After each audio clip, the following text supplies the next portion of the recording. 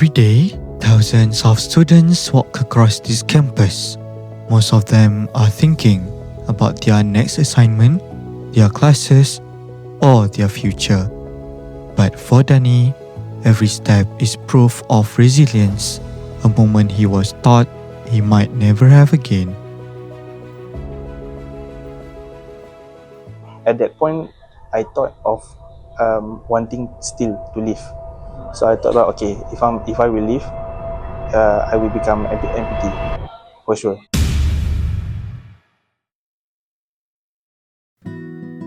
This is Danee Zafran, a 22 years old psychology student at IIUM. Born and raised in Kuala Lumpur and the second of 4 siblings. Today, he looks just like any other student on campus. But behind that smile lies a story of survival, strength, and a life-changing journey. And then regarding friends, I think it affects me quite a lot as well because I rarely spend time with my mom, let alone my friends. Although I spend time with my friends from while I am here, and that's about it. No prior planning, no plans to hang out, and I love seeing friends as well.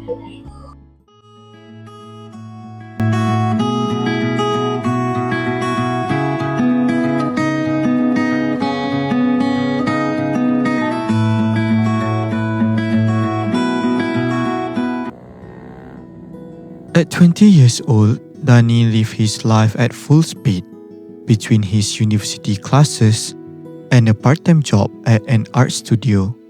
He was always on the move, rarely found at home. He preferred the freedom of the open road on his motorcycle. A passionate sports enthusiast, Danee spent much of his free time on the field, embracing competition, teamwork, and the thrill of staying active. My specific goal at that time, prior to accident, literally just find money, spend money, save money. So I find money by working at the studio, and then I spend my money on my bikes and stuff, and then just to save a little money. So there were little to no interest or how you say, like a catalyst for me to even try to be excel in my academic.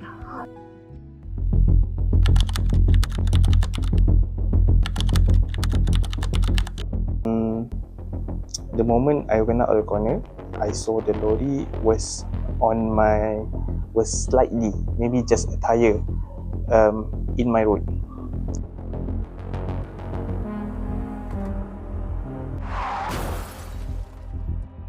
That while I was sliding down with the lorry, I was still stuck under the lorry and my motorcycle itself. So it dragged me all the way, maybe close to 15 meters towards town hall. Then only it managed to stop. But some few details that if the lorry didn't manage to stop, like if my bike didn't manage to let's say stuck by the tire, it already went through everything. Basically not just my left leg, but also my right leg and probably my half of my body. Danee survived the surgery, but the hardest part was not the hospital. The real battle started when he went home. Suddenly, the independent young man could not do anything by himself.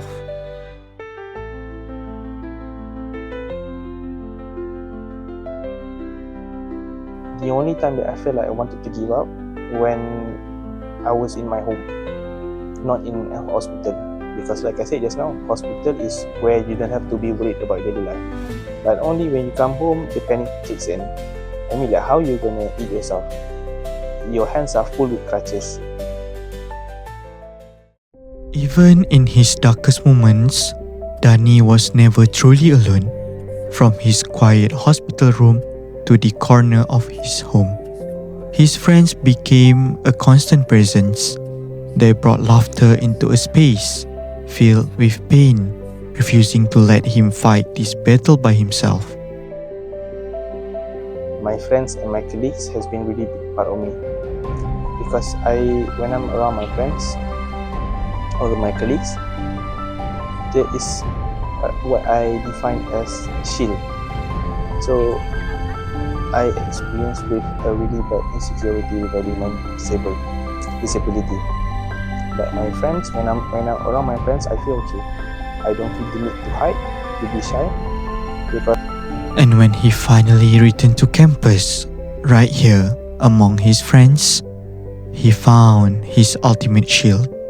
What I have to say to him is I'm very proud of him because I know how hard it is to stay positive, to have something to hold on to. But despite everything, I know deep down he still wants to live the life that he wanted it to be. He traded a fast life for a slow, kind, and peaceful journey. I think without my parents and of course all the other ones, I generally wouldn't be this state I am right now, which is a good state. They sacrifice a lot. Same goes to my siblings. And then slowly recovering back to university life. Using this privilege of video to increase the awareness of at least the disabled parking spots. I know there's warning and such that if you parking here, you might get claimed or what. But yeah, it doesn't help that much. Through his own experience, Danee came to understand that accessibility is not about special treatment. It is about creating an environment where everyone can move, learn, and live with dignity. It's my parents. I just want to say thank you so much. To be fair, there are no words for me to utter now to show how thankful I am to have you as my parents. And towards my family and my siblings, thank you for always being here for me. Thank you for hanging out with you guys. But I still want to stress that I need you guys. And then towards everyone and also my significant one, thank you for being here from the day one and until now, regardless of what will happen to us. One day, all your sacrifices and hard work will be worth it, not only for you, but everyone who put efforts to help you as well. It was this deep love and connection that slowly pulled away out of his dark place. For a young man who always relied on himself, he realized he could not longer survive this alone. For our relationship, doesn't matter with friends or families, I consider you guys as the core being of my human journey. That you guys were there when I was at my lowest, and I hope to see you guys again at my highest. Today, Danee used his story not only to inspire others, but also to remind society that small acts of consideration can make a world of difference for people living with disabilities.